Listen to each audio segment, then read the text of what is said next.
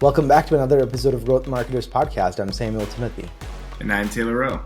Today's episode, we dove into actually something that's very kind of near and dear to our hearts, because it is our growth formula framework that we preach and implement for all of our clients. So this is the exact strategy, the exact formula that we implement here at OneIMS for our clients in the B2B space that are looking for growth, right? That's really what we do for our clients, is try to drive growth.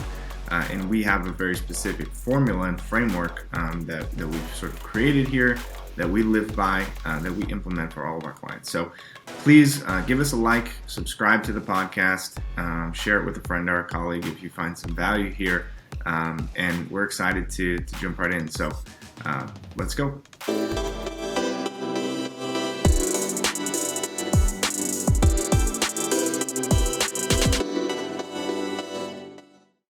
All right, welcome back, everybody.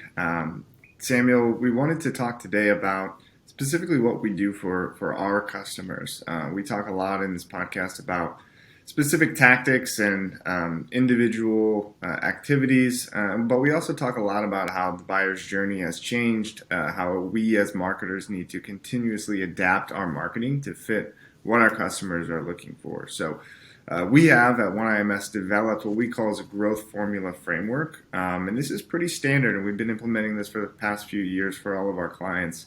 Really, regardless of the industry, the mechanics of it, the ideas really remain the same. Obviously, the details vary from client to client and campaign to campaign, but walk us through what that growth formula framework is and how we implement that for our clients. Yeah, I mean, you don't have to be a mathematician to understand this is a very, very simple framework that we help implement for our customers. At the end of the day, you just have to look at the equation as what does it take to grow a company. It's a combination of both acquisition of new customers and retaining and growing existing book of business, right? So it's acquisition plus retention equals growth.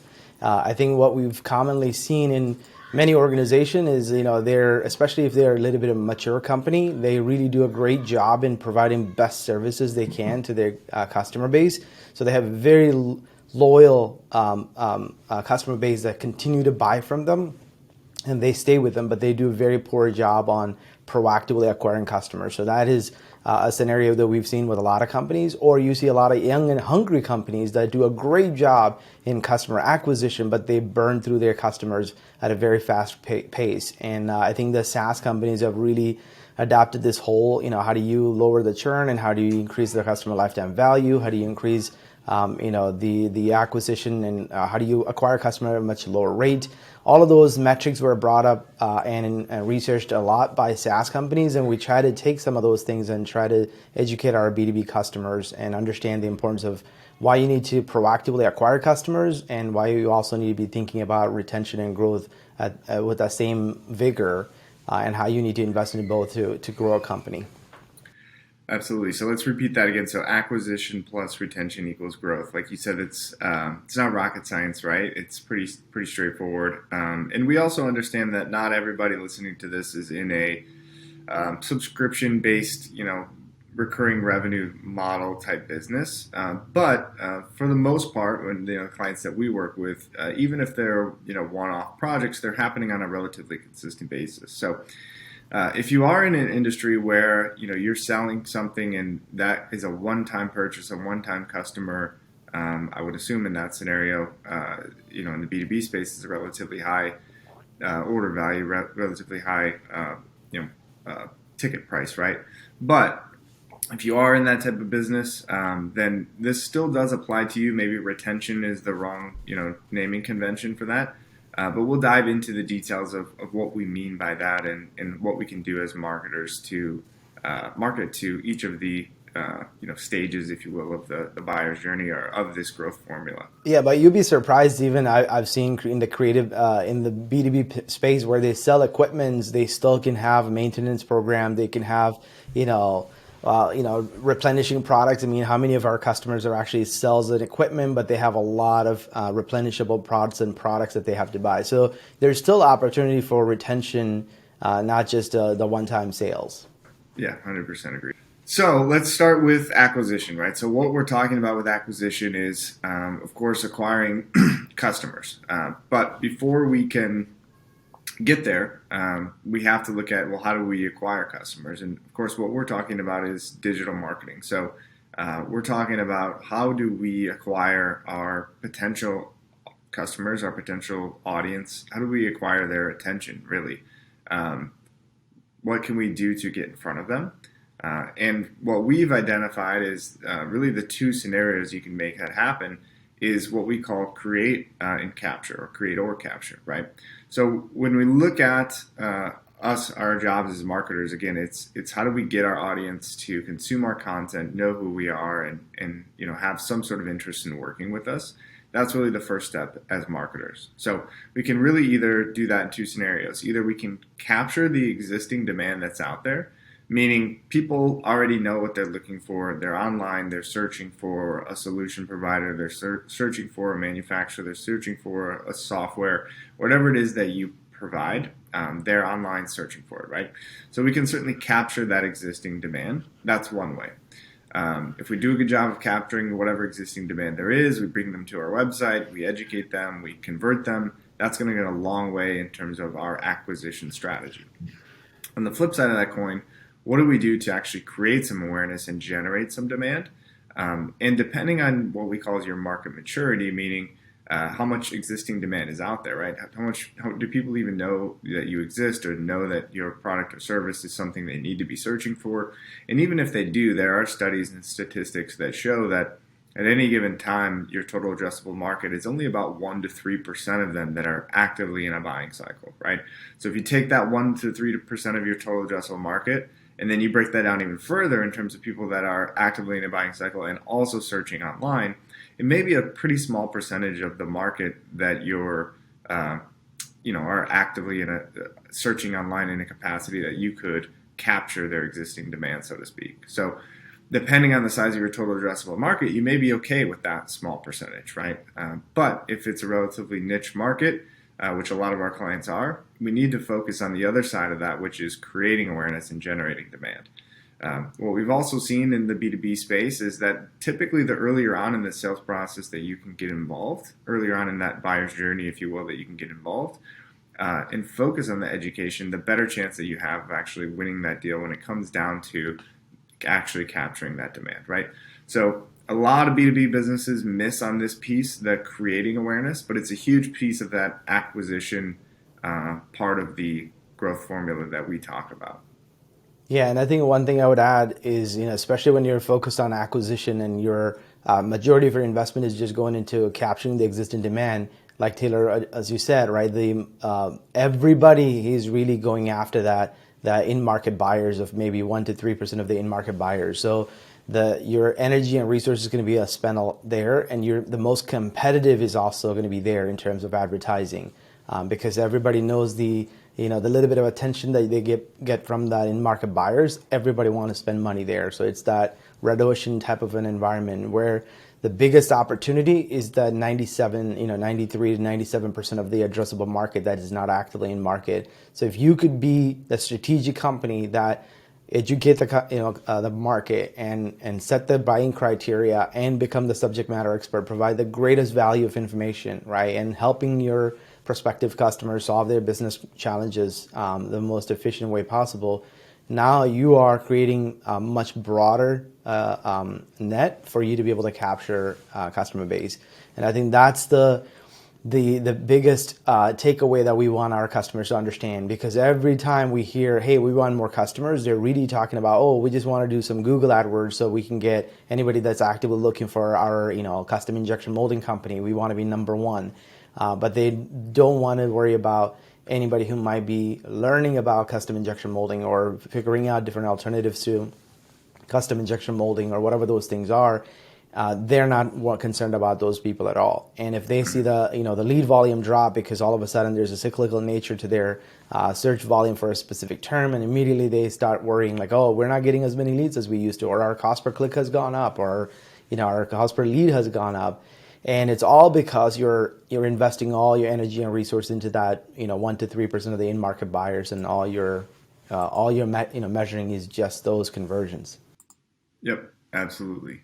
So I think really the first step in understanding the acquisition side of the equation is really defining your market, defining your customers, and again, figuring out how we can actually most effectively and efficiently get in front of them. So we'll dive into that a little bit deeper in a second, but let's go to the other side of the formula, which is we talked about acquisition, now retention. So again, when we say retention, you could look at this a few different ways. You could say retaining your existing audience's attention. Again, if we go back to that whole attention and education piece of it.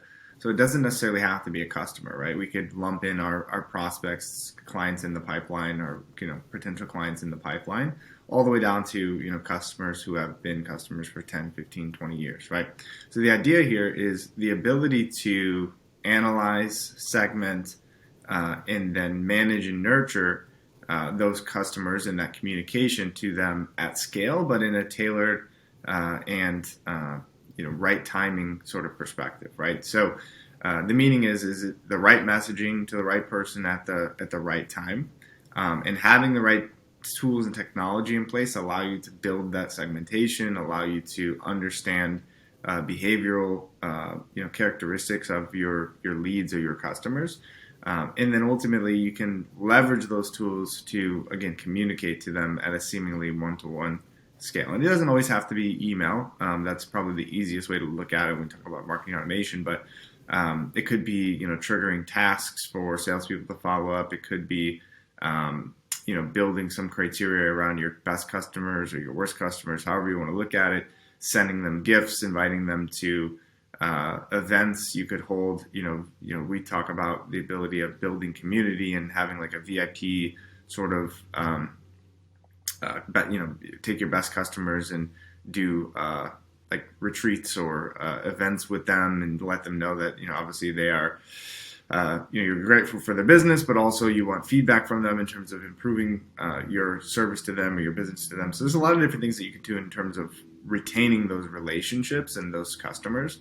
And that's really what we're talking about with managing and nurturing. It's managing and nurturing those contacts, those customers, those relationships. So there's a lot of data and automation that can be built there, but there also is prioritization, which allows you to spend more one-on-one time with the right customers.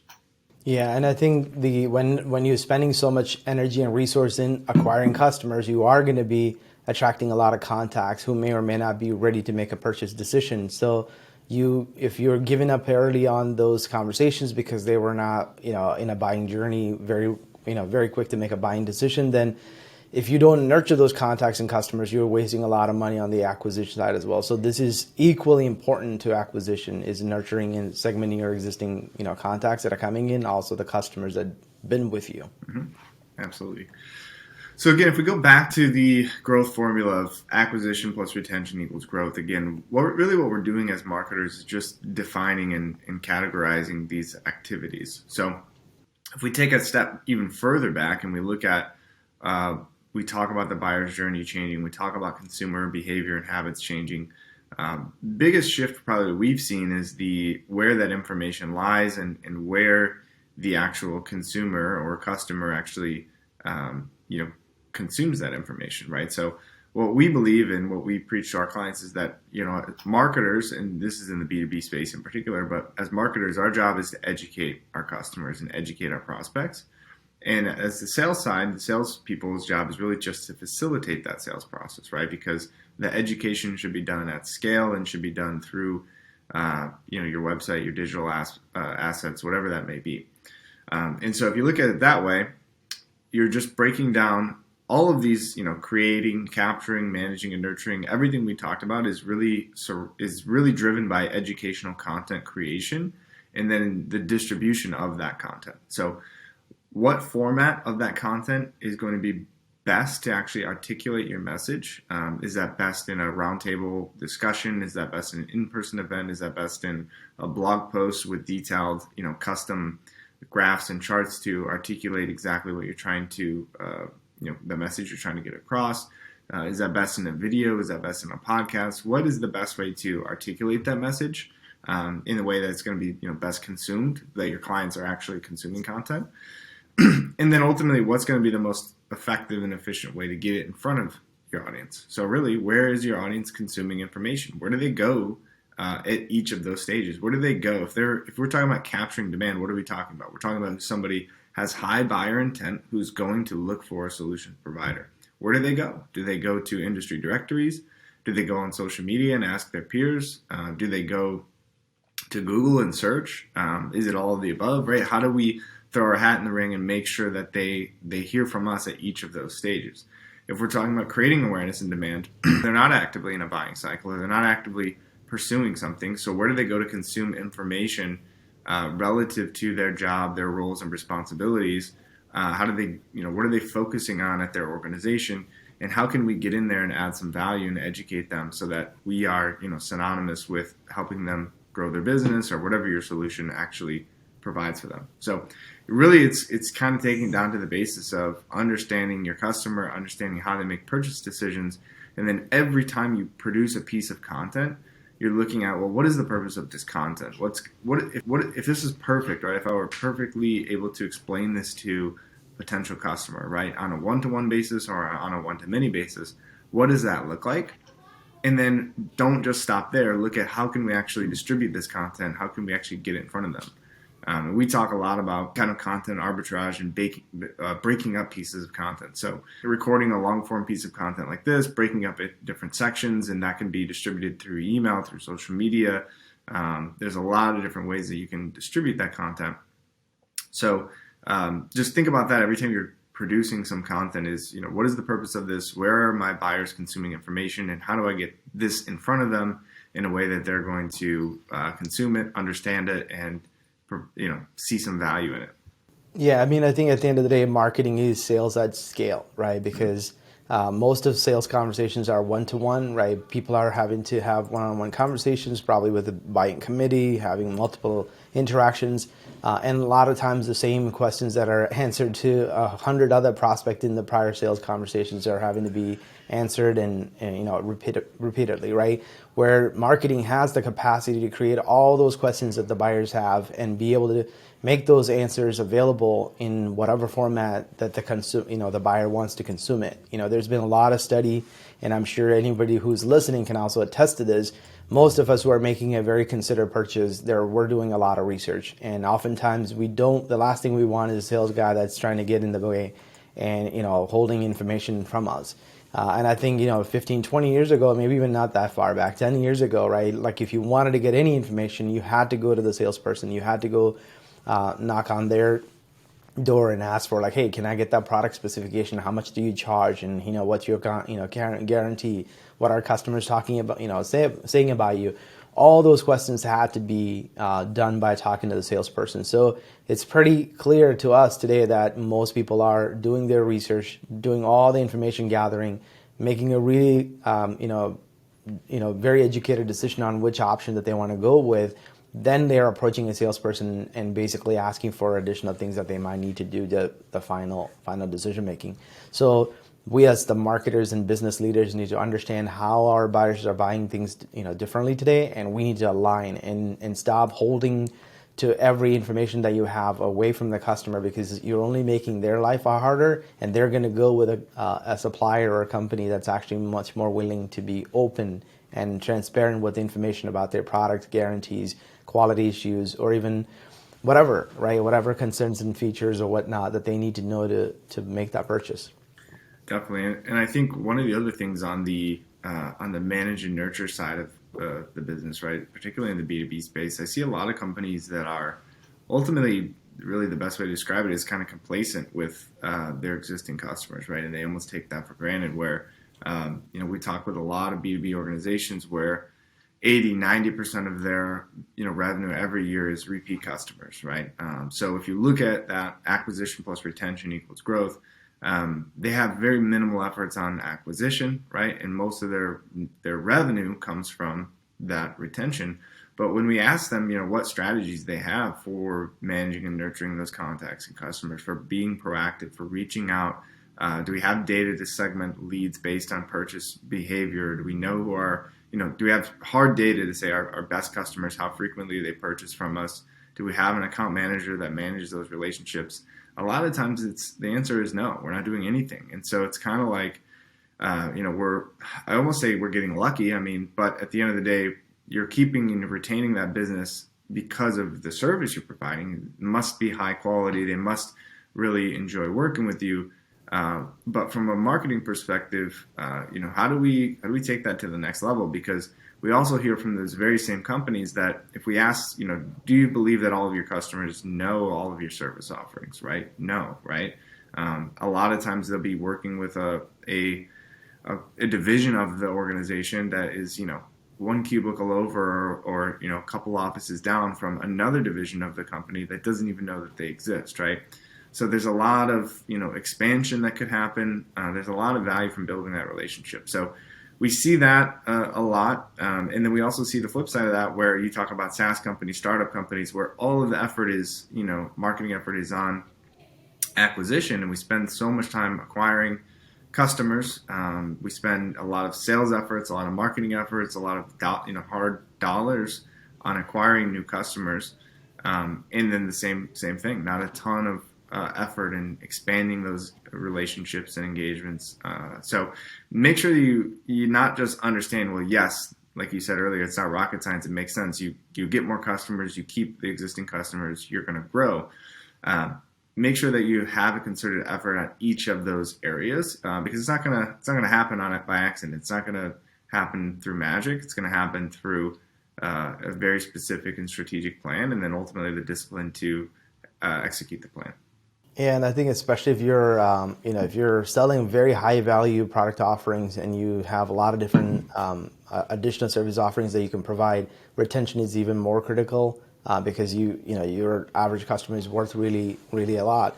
And I think there's been a lot of studies done by, I think it was Marketo or Pardot that put out a study that said typically the reason why most customers don't, why the prospects don't end up buying is the lack of nurturing. So the acquisition side of the equation, even if you're getting in-market buyers, they're ready to buy, they make a purchase, but there's a lot of people, especially if you're doing a great job in creating awareness and demand, you're going to have a lot of prospects come in the funnel. But if you don't have a system in place to nurture them long-term and stay top of mind with them, because even if they decided not to buy your product or services because they probably thought you were more expensive or your offerings didn't match their specific need, but they may have ended up going with an alternative option. But if you're doing a great job, continue to educate them and nurturing them, it's only a matter of time before they realize maybe they did make a wrong choice and that they need to come back and look at some of the previous options they've studied or looked at. So a lot of times people give up on prospects and they don't do a great job nurturing those prospects, may have lost deals or leads that never converted into a sales conversation. So nurturing and managing and nurturing is very critical, both on the expanding the existing customers or just making sure that you continue to win more deals by just staying top of mind with past prospects. Absolutely. Well, thanks for tuning in, everybody. We appreciate you listening to the podcast. Please give us a like, subscribe to the podcast, share with a friend or a colleague that you believe needs to hear this message, and tune in next week.